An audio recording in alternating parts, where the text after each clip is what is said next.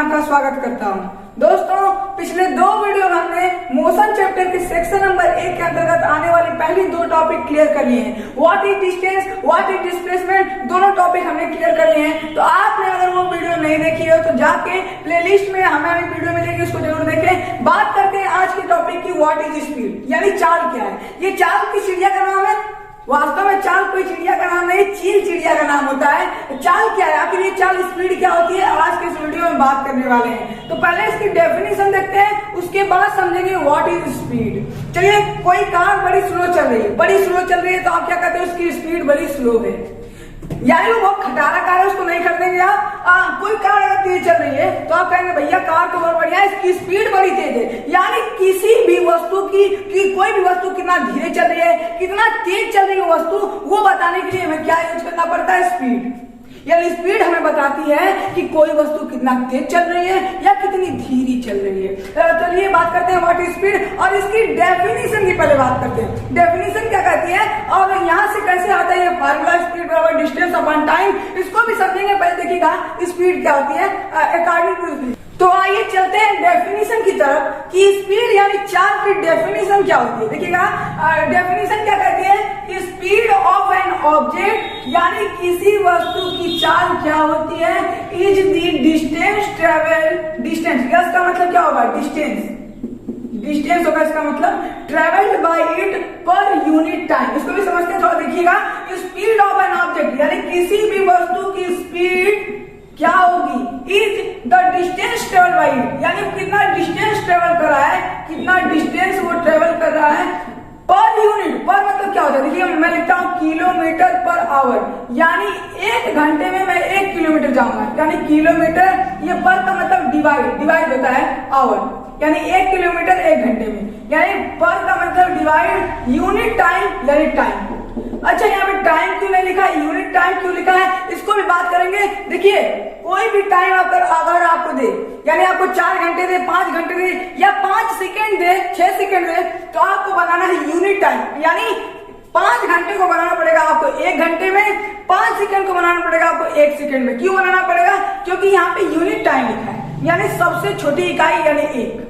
यानी आपको दिया रहेगा 6 घंटे 7 घंटे, तो आपको 1 घंटे में इसको ट्रांसफॉर्म करना होगा, यूनिट टाइम में आपको ट्रांसफॉर्म करना होगा। तो इसको देख लेते हैं। देखिए आपका यहाँ से डेफिनेशन आती है क्या, speed is equal to distance upon time. यहाँ से आपको ये फार्मूला निकल के आता है according to the definition of the speed, यानी चाल के जो चाल का डेफिनेशन है ना, कि किसी भी वस्तु की चाल क्या होगी, कि वो कितना डिस्टेंस ट्रेवल कर रहा है और वो उसका कितना टाइम ले रहा है। तो स्पीड बराबर क्या आता है, दूरी के बटा चाल, यानी चाल बराबर आता है दूरी के बटा समय। तो मैं आशा करता हूं कि ये वाली जो बात है आपको बिल्कुल क्लियर है। आगे की टॉपिक पे डिस्कस करते हैं, क्या स्पीड 0 हो सकती है और क्या स्पीड अनंत भी हो सकती है।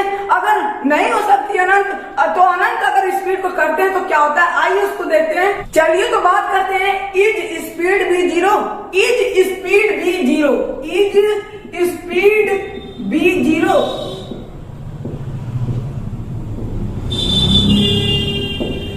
इसका मतलब क्या होगा, क्या चाल भी 0 हो सकती है, जी बिल्कुल हो सकती है। देखिए चाल इस समय 0 है मेरी, क्योंकि मैं कहीं हिल डुल नहीं रहा हूं, यानी मेरी इस समय जो चाल है ना बिल्कुल 0 है, क्योंकि मैं टाइम तो ले रहा हूं, मैं डिस्टेंस ट्रेवल नहीं कर रहा हूं, यानी स्पीड मेरी क्या इस टाइम 0 होगी, यानी 0 हमारी स्पीड हो सकती है, जी बिल्कुल हो सकती है। जब हम एक स्थान पे स्थिर रहते हैं तो उस टाइम किसी भी वस्तु की जो चाल होती है यानी स्पीड होती है, जी बिल्कुल 0 होती है। क्या स्पीड अनंत हो सकती है, अगर नहीं हो सकती तो अगर स्पीड को अनंत किया जाए तो क्या होगा, जैसा कि आपने थंबनेल पे देखा होगा ये फैक्ट। शुरू करते हैं। देखिए अगर स्पीड को हम इंडेफिनिट कर दें, वास्तव में जो चाल है इंडेफिनिट नहीं हो सकती, मगर अगर चाल को इंडेफिनाइट यानी अनंत तक कर दे तो क्या होगा, थोड़ा देखिएगा। ये कार आपको है, ये कार दिख रही है, ये आपको कार दिख रही है। अगर ये 500 किलोमीटर प्रति घंटा की रफ्तार से जाती है तो आप बड़े आश्चर्य में पड़ जाते हो। 500 किलोमीटर, सिर्फ 500 गई तो आप बिल्कुल आश्चर्य में पड़ जाते हो। मान लेते हैं यहाँ पे अनंत, अगर हमने अनंत किलोमीटर प्रति घंटा कर दिया तो भैया क्या होगा, सोच सकते हैं आप। अगर कोई फैन बहुत तेज चलता है, बहुत ही तेज चलता है, तो वो उसकी पत्तियां दिखाई नहीं देती हमें। ठीक उसी प्रकार अगर कार की स्पीड को अनंत कर दिया जाए तो ये कार हमारे सामने होगी और हमें दिखाई नहीं देगी। यानी पंखे की प्लेट पर अगर हमने अनंत स्पीड दे दी तो वो हमें दिखाई नहीं देगी, मगर अगर हम हाथ डालते उसमें तो बिल्कुल पता चल जाएगा कि चल रहा है कि नहीं। तो अगर स्पीड अनंत होती है तो क्या होता है, कोई वस्तु हमें दिखाई नहीं देती। तो इसके इंग्लिश में देख लेते हैं, if the speed of an object be indefinite then the that object be invisible, यानी अदृश्य हो जाता है। अब देखिए नेक्स्ट टॉपिक क्या है उसको भी बात करते हैं। चलिए तो समझते हैं next topic of this speed concept, यानी स्पीड के कॉन्सेप्ट का क्या नेक्स्ट टॉपिक है उसको भी समझते हैं। देखिए समझते हैं next topic of the speed, यानी अगला टॉपिक स्पीड के यानी चाल के अंतर्गत जो आता है उसको भी समझ लेते हैं। देखिएगा यहाँ पे हमारा यूपी है, यहाँ पे वेस्ट बंगाल है। यू पॉइंट भी मतलब उत्तर प्रदेश, डब्ल्यू पॉइंट भी मतलब क्या होता है, वेस्ट बंगाल। अच्छा, इसके बीच की जो दूरी है ना, यानी यूपी टू वेस्ट बंगाल जो दूरी हमारी है 600 किलोमीटर से। चलिए आप यूपी में रहते हो, मान लेते हैं आप यूपी में रहते हो और आपको जाना है वेस्ट बंगाल। क्यों जाना है, मान लेते हैं आप एक ऑफिस में काम करते हो और आपका बॉस बोलता है कि आपको जाना है भाई कोलकाता एक असाइनमेंट लेने हैं। तो आपको कहता है कि भैया 4 घंटे में पहुंच जाओ या 10 घंटे में पहुंच जाओ। चलिए 10 घंटे मानते हैं, आपको वो क्या कहता है कि 10 घंटे में तुरंत कोलकाता पहुंचो। अब भैया आप तो बड़े गड़बड़ मिजाज के हो जाएंगे तब उस टाइम, क्योंकि 10 घंटे में जाए तो जाए कैसे, किस स्पीड से जाए। तो मैं आपको बताता हूँ कि आप किस स्पीड से जाएंगे। आप निकाल भी सकते हो, कैलकुलेट भी कर सकते हो। कैसे कैलकुलेट करोगे, आइए देखते हैं। देखिएगा मुझे 600 किलोमीटर जाना है, 600 किलोमीटर, यानी मेरी स्पीड क्या होगी उस टाइम, मुझे किस स्पीड से मैं जाऊं कि यूपी टू वेस्ट बंगाल बिल्कुल आराम से पहुंच जाऊं। मैं किस स्पीड से जाऊं, किस निर्धारित स्पीड से जाऊं कि यूपी टू वेस्ट बंगाल बिल्कुल आराम से भी जाऊं उसी स्पीड से, तो मैं आराम से पहुंच जाऊं। देखिएगा स्पीड क्या होगी उस टाइम, स्पीड बराबर क्या होता है, डिस्टेंस अपॉन टाइम। और डिस्टेंस अपॉन टाइम वाला मैं कैलकुलेशन नहीं बताऊंगा, ठीक वैसा ही कैलकुलेशन होगा। स्पीड बराबर क्या होगी थोड़ा देखिएगा, आपको जाना है 600 किलोमीटर, 600 किलोमीटर और कितने घंटे में जाना है, 10 घंटे में, यानी 10 घंटे में आपको 600 किलोमीटर जाना है। किस स्पीड से जाएंगे, देखिएगा स्पीड की डेफिनेशन क्या होती है, speed of an object is equal to the distance travel by it per unit time. ये पर यूनिट टाइम कहाँ है, इस कॉन्सेप्ट को देखते हैं। यूनिट टाइम में तो क्या आपको कितने भी घंटा दे दिया जाएगा, आपको 1 घंटे बनाना पड़ेगा उसको। क्यों बनाना पड़ेगा, देखिएगा अगर मैं 60/1 लिखता हूं तो इसको मुझे लिखना पड़ेगा सिर्फ 60, यानी मुझे अगर नीचे 1 कर दूं तो ऊपर जितना में आएगा उतना हमारी स्पीड हो जाएगी। चलिए पर यूनिट टाइम बनाते हैं इसको, यानी 10 को अगर हमें 1 बनाना है, यानी 10 आवर को हमें 1 आवर बनाना है, तो मैं इसमें 10 से भाग दूंगा। लीजिए भैया मैं 10 से भाग दे दिया, मैंने 10 से इसमें डिवाइड कर दिया 10 आवर में। तो क्या मैं एक ही क्वेश्चन में करूंगा, जी नहीं बिल्कुल नहीं, मैं एक ही क्वेश्चन में नहीं भाग दे सकता, मुझे दोनों ही क्वेश्चन में 10 से भाग लगानी पड़ेगी। क्यों लगानी पड़ेगी, क्योंकि मुझे 10 आवर को बनाना था 1 घंटे, मैंने 1 घंटे बना लिया जी, 10 को 10 से काटेंगे 1 आएगा। अगर मैं एक ही क्वेश्चन रिसीव करूं तो भैया गलत हो जाएगा। देखिएगा मुझे दोनों ही क्वेश्चन में करना पड़ेगा, डिस्टेंस वाले क्वेश्चन में भी और ये जो टाइम, ये क्या है, ये टाइम वाला इक्वेशन है, इसमें भी हमें करना पड़ेगा। देखिएगा हमें 600 में भी 10 से भाग लगाई और 10 में भी 10 से भाग लगाई। देखिएगा 10 से कम 10, यानी 1 घंटा बन गया। देखिएगा 1 आवर अब बन गया, यानी पर यूनिट टाइम हो गया कि नहीं जी, पर यूनिट टाइम हो गया। अब इसको भी काट देते हैं, 10 से काटेंगे तो 60 टाइम में आपका कट जाएगा 60 किलोमीटर। देखिएगा 60 किलोमीटर आप जाते हो 1 घंटे में। चलिए भैया अब हम देखते हैं कि हमारा सवाल सही है कि नहीं। 60 किलोमीटर 1 घंटे में आप जाओगे, देखिएगा 1 घंटे में 60 किलोमीटर, 2 घंटे में 120 किलोमीटर, करते करते अगर मैं 10 घंटे की बात करूं तो हमारा आएगा 600 किलोमीटर। यानी मैं अगर 60 किलोमीटर प्रति घंटा की रफ्तार से जाऊंगा तो मैं यूपी टू वेस्ट बंगाल बिल्कुल आराम से पहुंच जाऊंगा और बिल्कुल राइट टाइम 10 घंटे पहुंचूंगा। और मेरे बॉस की जो मेरे बॉस है उनकी डांट नहीं खानी पड़ेगी और मेरा असाइनमेंट कंप्लीट हो जाएगा। तो मैं ऐसा करता हूँ कि ये वाला कॉन्सेप्ट जो पर यूनिट टाइम वाला कॉन्सेप्ट है आपको क्लियर है। तो चलिए आगे बात करते हैं SI unit of the speed, यानी SI मात्रक चाल का क्या होगा ये हमें बताना। देखिएगा थोड़ा सा, चलिए बताइए, आप बताइएगा इसको कि स्पीड बराबर क्या होता है। मैं आपको 5 सेकंड देता हूं, आप बताइए स्पीड बराबर क्या होता है। अगर आपको आप ये क्वेश्चन का जवाब देना चाहते हो तो कमेंट करिएगा। देखिए मैं आपको बताता हूँ स्पीड बराबर क्या होता है। स्पीड बराबर होता है distance by time, distance by time. हमें क्या निकालना है, एसआई मात्रक। तो हम बात करते हैं पहले टाइम के एसआई मात्रक की। तो टाइम का अगर एसआई मात्रक देखें, एसआई यूनिट ऑफ टाइम अगर देखा जाए तो ये सेकेंड होता है भैया, सेकेंड। क्या मैंने बताया कि the SI unit of time is second. अच्छा, मैंने डिस्टेंस का क्या आपको बता रखा है पिछले वीडियो में। अगर आपने वो वीडियो नहीं देखी तो मैं आपसे रिक्वेस्ट करूंगा कि आप वो वीडियो जरूर देखें।